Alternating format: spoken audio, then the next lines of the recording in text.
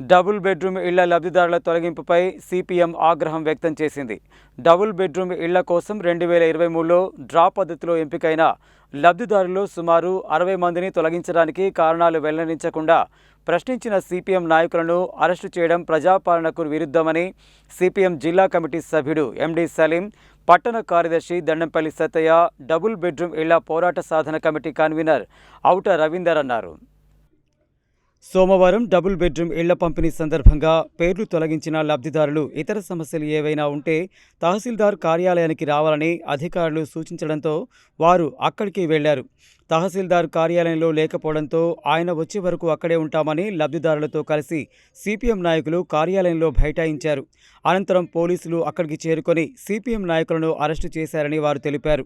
నాయకులను పోలీసు వాహనంలో తరలించే సమయంలో లబ్ధిదారులు వాహనాన్ని అడ్డుకోవడంతో పోలీసులు వారిని చెదరగొట్టారని పేర్కొన్నారు. 2023లో అర్హుల జాబితాలో ఉన్న లబ్ధిదారులను తొలగించడానికి కారణాలు అడిగితే అధికారులు సమాధానం చెప్పకుండా పోలీసులతో అరెస్టులు చేయించడం దుర్మార్గమైన చర్య అని సిపిఎం నాయకులు అన్నారు. నల్గొండ పట్టణంలో నిర్మించిన 552 డబుల్ బెడ్రూమ్ ఇళ్లను ఎంపికైన లబ్ధిదారులకు అందించాలని గతంలో అనేక ఆందోళనలు చేపట్టామని తెలిపారు.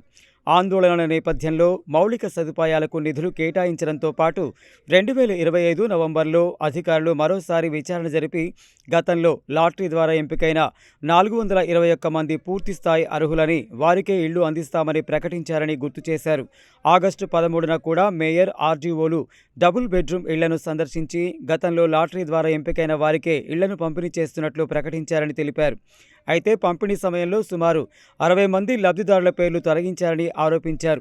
తొలగించిన లబ్ధిదారులకు కారణాలు వెల్లడించి లాటరీ ద్వారా ఎంపికైన అర్హులందరికీ ప్రొసీడింగ్ ఆర్డర్లు ఇవ్వాలని వారు డిమాండ్ చేశారు.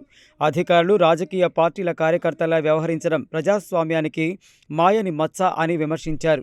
పట్టణంలో ఇల్లు లేని ప్రతి పేదవాడికి ఇల్లు అందే వరకు సిపిఎం పోరాటం కొనసాగుతుందని, అక్రమ అరెస్టులతో ఉద్యమాన్ని అడ్డుకోలేరని హెచ్చరించారు. ఈ కార్యక్రమంలో డబుల్ బెడ్రూమ్ ఇళ్ల సాధన పోరాట కమిటీ సభ్యులు గంజి రాజేష్, పగిళ్ల జయమ్మ, మధుసూదన్, రాధా, రహీమున్నిసా బేగం, కాపర్తి ధనమ్మ, పసుపుల సంధ్య, పొట్టబత్తుల పావని, నల్లబొత్తు కవిత, గుంటి నాగలక్ష్మి, మేకల కల్పన తదితరులు పాల్గొన్నారు.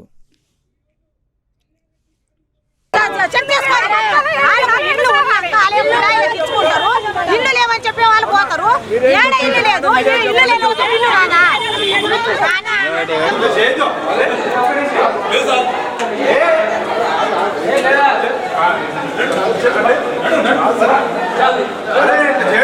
కూర్చోండి, బెడ్డ కాడ కూర్చోండి, బెడ్డ కాడ కూర్చోండి. అరే ఆఫీస్లో పని చేసుకోకుండా ఇల్లు ఉన్నా కూడా కిరాయిల పిచ్చి వాళ్ళకేమో ఇల్లు చిన్నలా పోతారు.